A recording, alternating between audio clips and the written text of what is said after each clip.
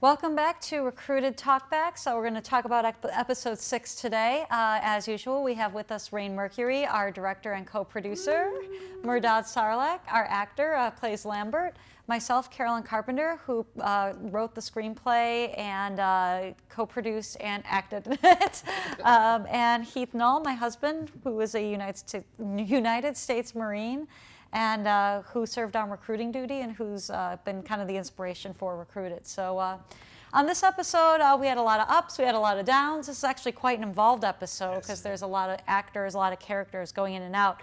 We also had some problems in editing. Rain, do you want to talk a little bit about that? So in post-production work, as some of the experiences that we've had throughout the years in running 5 Talent, most productions, you sometimes unfortunate things happen either with equipment or actually with the actual content. So, whether it gets weathered, equipment breaks, or footage gets corrupted, that ended up actually happening. And so we ended up losing an entire angle of one of the cameras for a couple of the episodes. I won't say which ones, but what that did was luckily we moved the cameras around, almost every single take. So we were always covered. So that was a really good thing. And that was something that I had learned over the years was I wanted everything covered.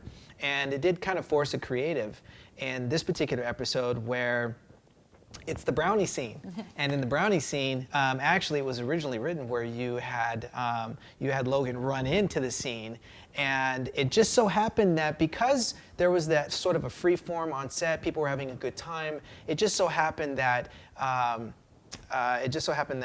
Andre, who plays Benson, actually just kind of screamed out, "You ate what?" And I caught that on the audio. So I used that, and where Logan actually says, "I ate the brownie," and the audio's two fit together. And while you were acting with the two poolies, you all just happened to be looking in the direction off camera as if it was in another room. So it really kind of meshed. So none of that actually was part of what was shot intentionally. No, it was all a no, bunch of accidents. It was all just a big happy accident. Accidents made together. And it worked out great. So that was, for me, it was like, I'm actually really proud of this episode because of the nuances of the technical side that nobody ever sees. Well, you would never know that watching it. Yeah. It looks like it was planned the whole time.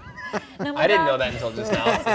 Mehrdad, tell us a little bit about the camaraderie on the set. Now, at this point, everybody's been working together. The whole recruiting team and the Pooley team have been acting together for at least a day or so. Is the camaraderie starting to build on the set at this point? I'm so glad you asked that because just organically as we were watching the episode, I was remembering that, and I was thinking about the progression of how, day one, it's kind of like camp. You show up and very professional. It's like, "Hi, nice to meet you, and you're kind of sitting there feeling a little isolated, and everyone's feeling that way.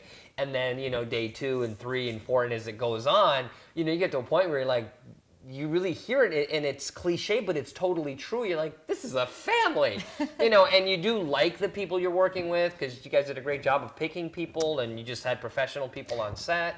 Casting director Melissa. also was a big help. Again, hi, Melissa.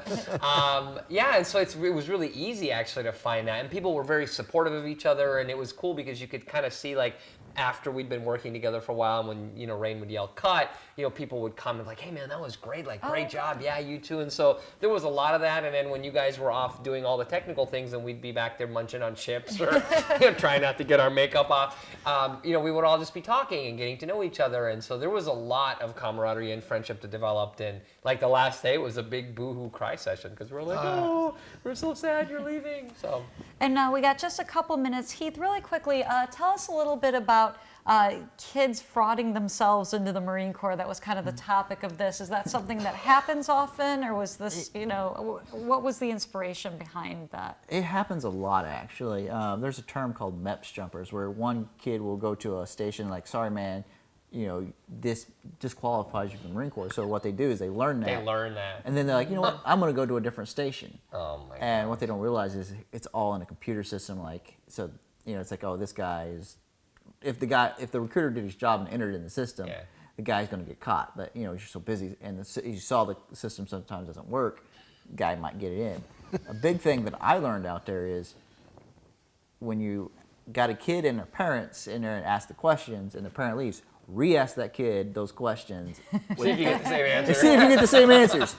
odds are you're not getting the same answer. It's like, yeah, I really done drugs. Don't worry. And it's like, it's like, really? Okay, so you tried marijuana? No, I did acid. And it's like, what? Like, your parents don't know? No, not at all. You're just like, wow. Or they do, and they're like, You're like, they do now. You come across some crazy things out there. So.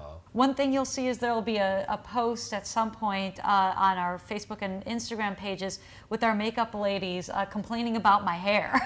My hair could have been a behind-the-scenes character in and of itself. That bun, anybody who's actually a Marine is probably like, that is the largest bun I've ever seen, like a female have. I went and had dinner with a friend of ours who's a female who's a Marine, and she was supposed to be trying to teach me how to do it. And she, to her credit, she was able to get it into the small, like, official size bun, but it took her 45 minutes. We thought it was going to take 10. And it was funny because as she's doing my hair, she goes, well, just so that you know, well, if you were actually a Marine, you probably want to be one of the Marines that cuts her hair to like the chin length. I had planned to do my hair myself, but didn't end up working out that way. Tried to get the makeup ladies to help, and they made many attempts. And finally, Melissa, Rain's wife, who had many, many credits on this production. She's our casting director. She's doing sound for us right now for this. She helped with food. She did moral support. Moral support. She did props. She did set decorating. And Heath had a lot of that going on too, where Melissa and Heath were very much like the many hands that did everything. Melissa is a nurse. Unfortunately, she has to put her hair up in a similar donut every time she goes to work. So my hair was thanks to Melissa. She's the only person on set who could get it up in the bun. Amazing. So every time I see that bun, I'm like, oh, that bun, and thank God Melissa was there. I have to bring this up. This was the fun part. There was a moment too where we had talked about this in episode 5, and when we talked about not having enough proper props, not really having stuff, and we actually created a pull-up bar made out of PVC pipes, and we just wanted it there just as a look, just to kind of give that we're in the Marine Depot, and so Mario actually comes over and goes, what do you think about Carolyn actually doing pull-ups? And I was like, well, it's a PVC pipe, and I don't think it's going to hold her weight. And he goes, no. He goes, listen. He goes, I'll get the camera up high. I'll angle it down. You tell me if you like it, but I think it would really work well, and we can just get her to, pretend she's doing pull-up. So we pulled a chair over and just made her just kind of breathe and pull up. And she's standing on a chair the whole time. I can't do a pull-up to save my life, I'll be honest. And I thought it was just a great way. My character. Yes, right. It was so funny. So you really got to take, an appreciation for that too, and the acting, and then utilizing the entire room. And we were like, hey, listen, if we've got the pull-up bar, let's at least use it, because if I'm not, Stan, correct me if I'm wrong, but you guys use the pull-up bar. Yes, we do to kind of encourage. Like I said in that one episode, she wouldn't be doing push-ups; she'd be doing pull-ups. There you go. So Plus arm hang for women, I thought. No, now it's pull-up. Pull-ups. Really? Really? We were in the transition phase while I was out there. Oh, you're kidding. So, yes. How many do they have to do? Beats me. Many as they can. I think 10 is a perfect score. 10 is a perfect number. Oh, That's amazing. Yeah, well, there's guys that can even do. Right. 10. For sure. Perfect score for me is 23, I believe. So Ooh, look at depends on him. your age. I just had a birthday. Now we so know I why gotta you check married it. him. All the pull-ups. All right, well, thank you all for joining us for Talk Back on Recruited episode 6. Look for episode 7 coming soon. And as always, if you have any questions you'd like to ask us about this episode, include them down below in the chat. Thank you so much, and I'll talk to you soon. Thank you.